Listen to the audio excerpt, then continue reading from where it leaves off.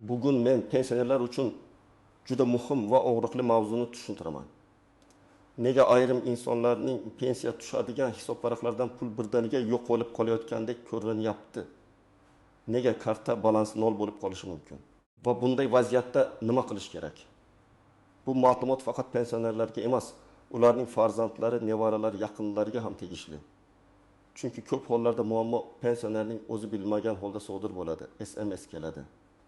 Karta bloklanadi, ilovada balans nol ko'rinadi yoki pul yechib olingan bo'ladi. Men bugun bu masalani vahima bilan emas, aniq faktlar, hayotiy misollar va amaliy yo'l yo'riqlar bilan tushuntiraman. Videoni oxirigacha ko'ring. Chunki eng muhim maslahatlar aynan keyingi qismlarda bo'ladi. Hozirning o'zida kanalga obuna bo'ling, videoga like bosing, chunki bunday ogohlantirishlar qancha ko'p odamga yetib borsa, shuncha ko'p oilaning puli saqlanib qoladi. Avvallari ko'p pensionerlar pensiyasini naqd shaklda, pochta orqali yoki mahalla, bank kassasi orqali olardi. Odam pulni qo'lga olardi, sanardi, uyga olib ketardi. Albatta, u paytda ham navbat, kechikish, hujjat masalalari bor edi. Lekin odam pulni ko'zi bilan ko'rardi. Endi esa pensiyalar ko'proq bank kartalariga, hisob varaqlariga, plastik kartalarga tushadi. Bu qulay, pul vaqtida tushadi. Bankomatdan olish mumkin, do'konda to'lash mumkin. Farzandlar ham kerak bo'lsa yordam berishi mumkin. Lekin qulaylik bilan birga yangi xavflar ham paydo bo'ldi. Telefon raqamga bog'langan karta, SMS kodlar, mobil ilova, internet orqali to'lovlar, kredit qarzdorligi, sud ijro hujjatlari, aliment yoki boshqa majburiy undirishlar, bank komissiyalari, firibgarlarning qo'ng'iroqlari, bularning hammasi pensionerning hisobidagi pulga ta'sir qilishi mumkin. Shuning uchun pulim bir lahzada g'oyib bo'ldi degan gap o'rtida har doim bitta sabab emas, bir nechta ehtimoliy sabab turadi. Men birinchi navbatda shuni aniq aytaman. Hech bir pensioner o'z pulini nazoratsiz qoldirmasligi kerak. Pensiya hisob varag'i oddiy karta emas. U odamning dori-darmoni, kommunal to'lovi, oziq-ovqati, ro'zg'or uchun asosiy manba. Shuning uchun bu kartani telefonga, SMSga, boshqa odamning ilovasiga, qarzga, noma'lum havolalarga beparvo bog'lab qo'yish katta xatodir. Hozir bank tizimi ancha raqamlashtirilgan. Pensiya tushishi, pul yechilishi, karta orqali to'lov, avtomatik ushlab qolishlar. Qarzdorlik bo'yicha blokirovkalar, bularning ko'pi kompyuter tizimlari orqali amalga oshadi.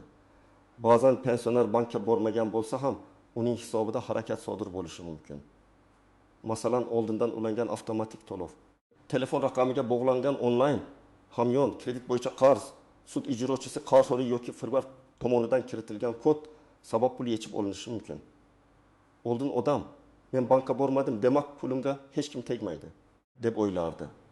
Hozir bu fikr xavfli. Chunki pulga tegish uchun har doim bankka borish shart emas.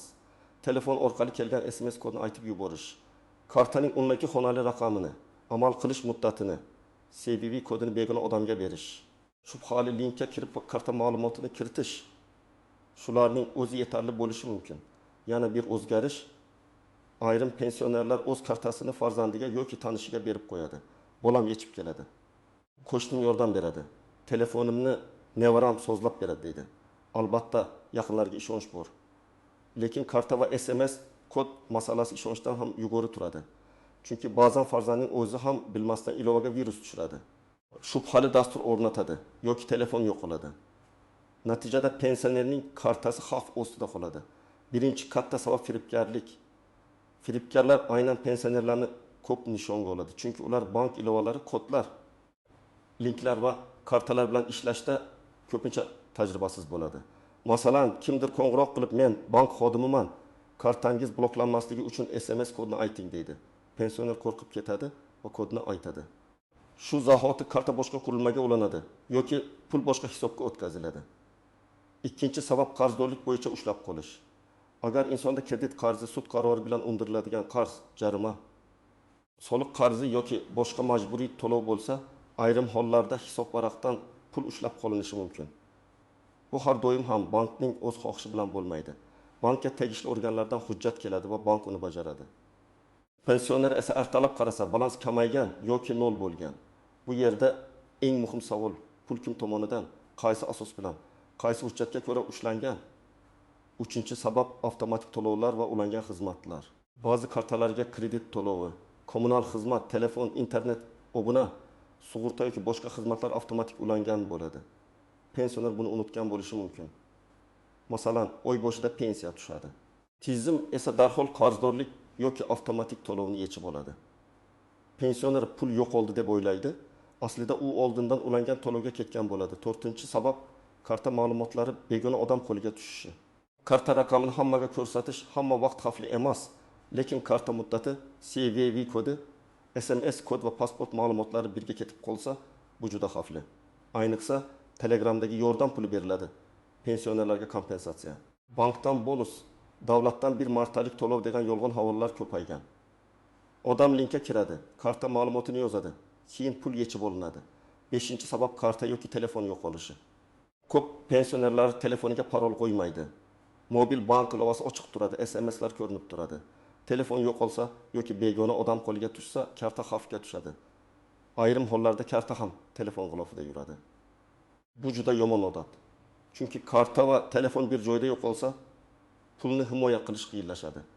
Men birinchi navbatda telefon orqali bank xodimi, davlat idorasi, pensiya jamg'armasi yoki xavfsizlik xizmati nomidan qo'ng'iroq olgan pensionerlarga alohida ogohlantirish beraman.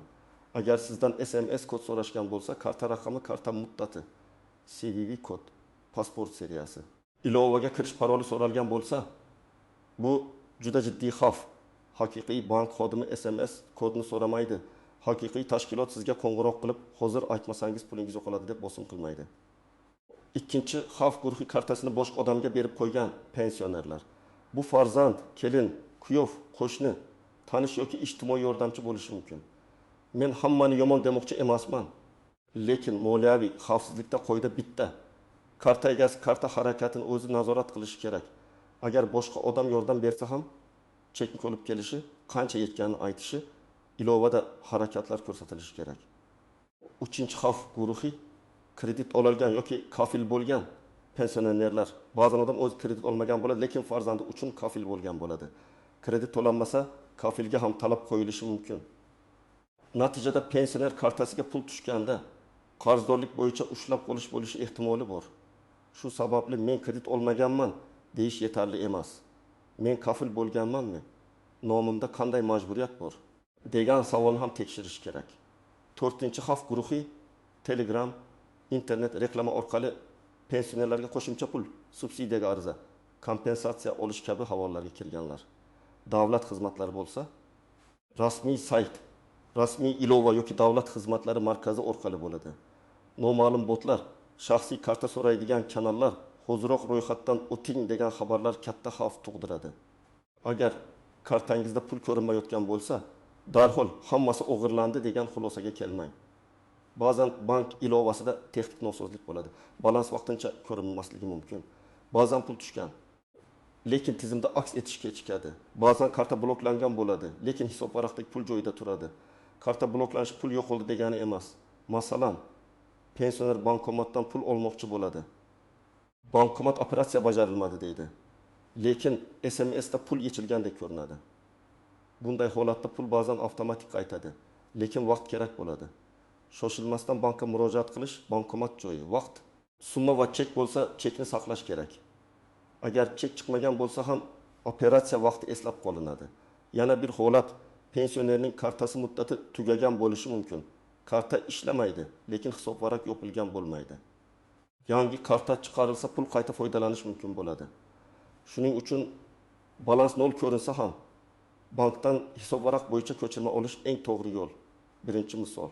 Toshkent viloyatida yashovchi pensioner ayolga bank xavfsizlik xizmati nomidan qo'ng'iroq qilishadi. Unga kartangizdan pul yechishga urinish bo'lyapti. Biz bloklab qo'yamiz. SMS kodni ayting deyishadi. Ayol kodni aytadi. Oradan 5 daqiqa o'tmay 1,8 million so'm pensiya boshqa kartaga o'tkaziladi. Bu yerda bankka borib janjal qilishdan oldin 3 ta ish qilinadi. Karta darhol bloklanadi. Bankdan operatsiya ko'chirmasi olinadi. Ichki ishlar organiga ariza beriladi. Chunki bu firibgarlik alomati. Ikkinchi misol, pensioner erkak o'g'lining kreditiga kafil bo'lgan. O'g'li bir necha oy kredit to'lamagan. Pensiya kartasiga 2,3 million so'm tushgan kuni 900 ming so'm qarzdorlikka ushlab qo'lingan. Erkak bank pulimni olib qo'ydi deydi. Aslida bu qarz majburiyati bilan bog'liq bo'lishi mumkin. Bunday vaziyatda bankdan qaysi hujjat asosida ushlab qolindi deb yozma ma'lumot so'rash kerak. Agar sud ijrochisi qarori bo'lsa, majburiy ijro byurosi yoki tegishli ijro organidan hujjat nusxasini olish kerak. Uchinchi misol, pensioner ayol nevarasiga telefonni beradi, nevarasi o'yin va ilovalar o'rnatadi. Telefon raqami pensiya kartasiga bog'langan. Keyin Telegram orqali 1000 so'm bonus degan link keladi. Karta ma'lumotlari kiritiladi. Ertasi kuni kartadan dartim 1000 so'm yechiladi. Bu yerda muammo faqat pensionerda emas, oilaviy nazoratda ham. Telefonni kim ishlatadi? Qaysi ilova o'rnatilgan? SMS kimga ko'rinadi? Bular pul xavfsizligiga bevosita ta'sir qiladi. 4-misol. Pensioner bankomatdan 1 million so'm yechmoqchi bo'ladi. Bankomat pul bermaydi, lekin SMSda summa yechilgan deb keladi. Bu holatda pensioner darhol bankomat yonida turib, bankning qo'llab-quvvatlash raqamiga qo'ng'iroq qilishi kerak. Bankomat manzili, vaqti, karta egasi, summa aytiladi. Keyin bankka yozma ariza beriladi. Ko'p hollarda inkassatsiya va tekshiruvdan keyin pul qaytarilishi mumkin, lekin buning uchun ariza va vaqt aniq bo'lishi kerak. 5-misol, pensionerning kartasiga pensiya tushadi, ammo darhol telefon, internet, qarz va kommunal to'lovlarga avtomatik ravishda 700 ming so'm yechiladi. Pensioner pul kamayganini ko'rib qo'rqadi. Bankdan ko'chirma olganda hammasi xizmatlarga ketgani ma'lum bo'ladi. Bu firibgarlik emas. Lekin pensioner bilmagan to'lovlar moliyaviy rejasini buzadi. Shuning uchun barcha avtomatik to'lovlarni tekshirib chiqish kerak. Pensionerlar ko'pincha pensiyadan umuman ushlab qolish mumkin emas deb o'ylaydi. Bu har doim ham to'g'ri emas. Qonunchilikda ayrim daromadlar bo'yicha cheklovlar, tartiblar va ushlab qolish me'yorlari bo'lishi mumkin. Lekin har qanday ushlab qolish hujjatga asoslanishi kerak. Bank yoki boshqa tashkilot shunchaki pulni olib qo'yishi mumkin emas. Shuning uchun asosiy talab, menga pul qayerga ketgani haqida yozma ma'lumot bering. Yana bir nozik masala, karta bilan hisob varaqni adashtirmaslik kerak. Karta bu hisob varaqqa kirish vositasi. Karta yo'qolsa, bloklansa yoki muddati tugasa, bu hisob varaqdagi pul yo'qoldi degani emas. Hisob varaq bo'yicha ko'chirma eng ishonchli hujjat. Ilovadagi ekran tasviri yordam beradi.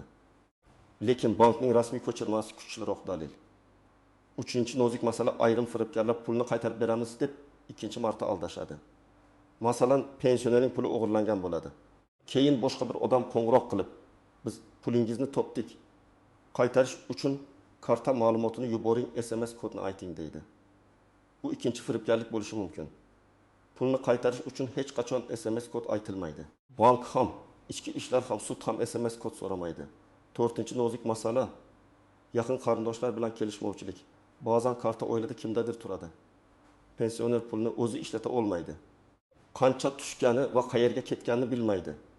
Bu nafaqat moliyaviy, balki huquqiy muammo ham bo'lishi mumkin.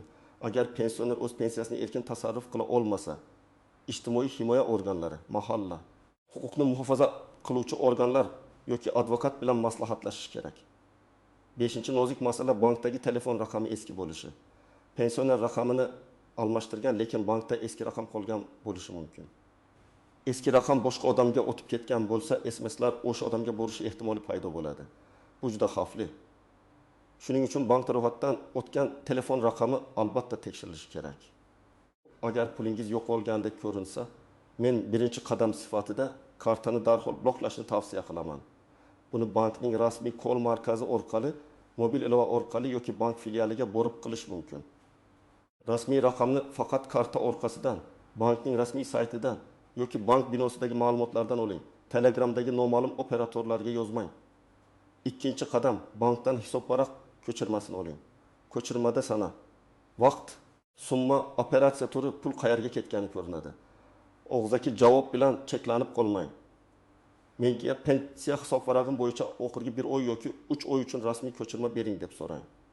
Agar pul ushlab qolingan bo'lsa, ushlab qolish qaysi tashkilot yoki hujjat asosida amalga oshirilgan deb yozma javob so'rang.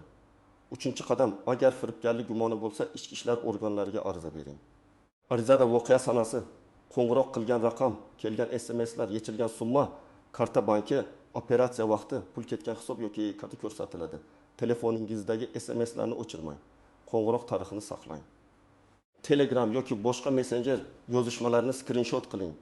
4-qadam, Agar sud ijrosi yoki qarzdorlik sabab pul ushlangan bo'lsa, tegishli ijro organidan hujjat nusxasini oling.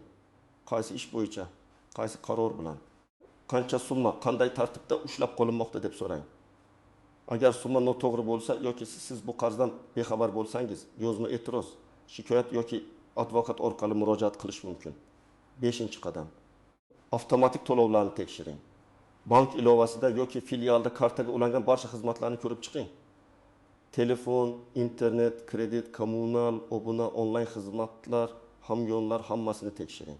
Keraksiz avtomatik to'lovlarni o'chiring. Har oy pensiya tushadigan kuni pul qayerga ketayotganini yozib boring. 6-qadam. Karta xavfsizligini yangilang. Eski kartani almashtirish, yangi PIN kod qo'yish. Bankdagi telefon raqamini tekshirish, mobil ilova parolini o'zgartirish, telefoningizga ekran paroli qo'yish kerak.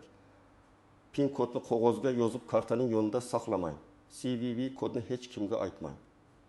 SMS kodni hatto o'zini bank xodimi deb tanishtirgan odamga ham aytmang. 7-qadam. Yaqinlaringiz bilan aniq qoida o'rnating. Agar farzandingiz yoki nevarangiz yordam bersa, pul yechganda chek olib kelsin. Qancha summa yechilganini aytsin, qolgan balansni ko'rsatsin. Bu ishonchsizlik emas, bu tartib. Moliyaviy tartib bo'lgan joyda kelishmovchilik ham kamayadi. Bankka murojaat qilganda oddiy, aniq va rasmiy yozing. Masalan, men falonchi ushbu bankdagi pensiya hisobvaragim bo'yicha falon sanada falon summa yechilganini aniqladim. Mazkur operatsiya kim tomonidan, qaysi asosda, qaysi rekvizitlarga amalga oshirilgani yozma ravishda ma'lum qilishingizni hamda hisobvaraq ko'chirmasini taqdim etishingizni so'rayman. Shunday yozilsa, bank umumiy gap bilan cheklanmasdan aniq javob berishga majbur bo'ladi. Ichki ishlar organiga ariza yozganda ham hissiyotdan ko'ra faktlar muhim. Menga falon raqamdan qo'ng'iroq bo'ldi. O'zini bank xodimi deb tanishtirdi. SMS kodini so'radi, men aytdim. Shundan keyin kartamdan falon summa yechildi deb yoziladi. Agar link bo'lsa, link manzili, kanal nomi, bot nomi, yozishma va skrinshotlar qo'shiladi. Agar ijro hujjati bo'yicha pul ushlangan bo'lsa, mening pensiya hisobvaragimdan falon summa ushlab qolindi. Ushbu ushlab qolish qaysi ijro ishi, qaysi qaror va qaysi qarzdorlik bo'yicha amalga oshirilganini ma'lum qilishingizni, hujjat nusxasini taqdim etishingizni so'rayman deb murojaat qilinadi. Bu yerda eng muhim narsa hamma gapni og'zaki emas, yozma shaklda qilish. Men pensionerlarga va ularning yaqinlariga har doim birinchi qo'yda sifatida shuni aytaman. SMS kod bu kalit. Uni aytish uyingiz kalitini begona odamga berish bilan barobar. Hech kimga, hech qachon, hech qanday bahona bilan SMS kod aytilmaydi. Kartangiz bloklanadi, pulingiz yo'qoladi, bonus olasiz, tekshiruv ketyapti. Bularning barchasi bosim usullari bo'lishi mumkin. 2-qo'yda noma'lum linkka karta ma'lumotini kiritmang. Davlat to'lovi, yordam puli, kompensatsiya, subsidiya, pensiya qo'shimchasi haqida xabar kelsa, avval rasmiy manbadan tekshiring. Mahallaga boring, bankka boring. Davlat xizmatlari markaziga murojaat qiling, lekin Telegramdagi noma'lum havolaga ishonmang. 3-qo'yda kartani telefondan alohida saqlang. Telefon yo'qolsa, karta ham ketmasin. Karta yo'qolsa, telefon orqali uni bloklash imkoniyati qoladi. Telefoningizga parol qo'ying. Bank ilovasiga alohida parol yoki biometrik himoya qo'ying. Telefonni begona odamga berayotganda bank ilovasi ochiq qolmasin. 4-qo'yda har oy ko'chirma tekshiring. Pensiya tushgan kun, yechilgan kun, qolgan summa avtomatik to'lovlar hammasini nazorat qiling. Odam o'z pul harakatini bilsa, shubhali operatsiyani tezroq payqaydi.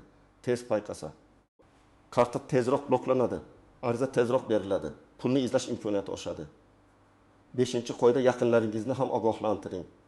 Ko'p firibgarlik oiladagi bir odamning beparvoligi orqali sodir bo'ladi. Pensionerning o'zi ehtiyot bo'lishi mumkin, lekin nevarasi telefoniga noma'lum ilova o'rnatadi yoki farzandi kartani internetdagi shubhali to'lovga ishlatadi. Shuning uchun bu qoidalar butun oila uchun bo'lishi kerak. Eng birinchi xato vahima qilib, yana noma'lum odamlar bilan gaplashish. Agar pul yechilgan bo'lsa, sizga biz qaytarib beramiz deb qo'ng'iroq qilgan odamga ishonmang. Faqat bankning rasmiy kanali, ichki ishlar organi, rasmiy idoralar bilan ishlang. 2-xato SMS va yozishmalarni o'chirish. Ko'p odam uyat bo'lib qoldi deb hammasini o'chirib tashlaydi. Bu noto'g'ri. Dalil qancha ko'p bo'lsa, tekshiruv shuncha oson bo'ladi. Qo'ng'iroq raqami, SMS, link, chek, ko'chirma, skrinshot hammasi kerak bo'lishi mumkin. Uchinchi xato baribir qaytmaydi deb ariza bermaslik. Ha, har doim ham pulni qaytarish oson emas. Lekin ariza bo'lmasa rasmiy jarayon ham boshlanmaydi. Ayniqsa bir xil raqam yoki bir xil sxema orqali ko'p odam aldangan bo'lsa, sizning arizangiz umumiy ish uchun muhim bo'lishi mumkin. To'rtinchi xato kartani boshqalarga to'liq topshirib qo'yish. Yordam boshqa. Nazoratni yo'qotish boshqa. Pensioner puling egasi pensionerning o'zi. Agar sog'lig'i sabab mustaqil yurishi qiyin bo'lsa, ishonchli shaxs notarial tartib, ijtimoiy yordam va bankning rasmiy mexanizmlari orqali ish qilish kerak. Og'zaki kelishuv ko'p muammo tug'diradi. Bugungi mavzuda eng muhim fikr shuki, pensionerlarning hisob varagidagi pul o'z-o'zidan g'oyib bo'lib ketmaydi. Lekin firibgarlik, qarzdorlik, avtomatik to'lov, karta ma'lumotlarining tarqalishi, telefon xavfsizligi va hujjatli ushlab qolishlar sabab balans birdaniga nol bo'lib qolishi mumkin. Shuning uchun har bir holatda sababni aniqlash kerak. Pul qayerga ketdi, qachon ketdi, qaysi asos bilan ketdi, kim operatsiya qildi. Men sizga qat'iy tavsiya qilaman. SMS kodni hech kimga aytmang. Karta ma'lumotlarini noma'lum joyga kiritmang. Bankdagi telefon raqamingizni tekshiring. Hisob varaq ko'chirmasini olib boring. Shubhali holatda kartani darhol bloklang va yozma ariza bering. Agar ota-onangiz, buvinggiz, bobongiz pensiya kartasidan foydalansa, bugunoq ular bilan gaplashing. Ularning telefonida qanday ilovalar bor? Karta kimda turibdi? SMS kimga keladi? Avtomatik to'lovlar ulanganmi? Bularni tekshiring.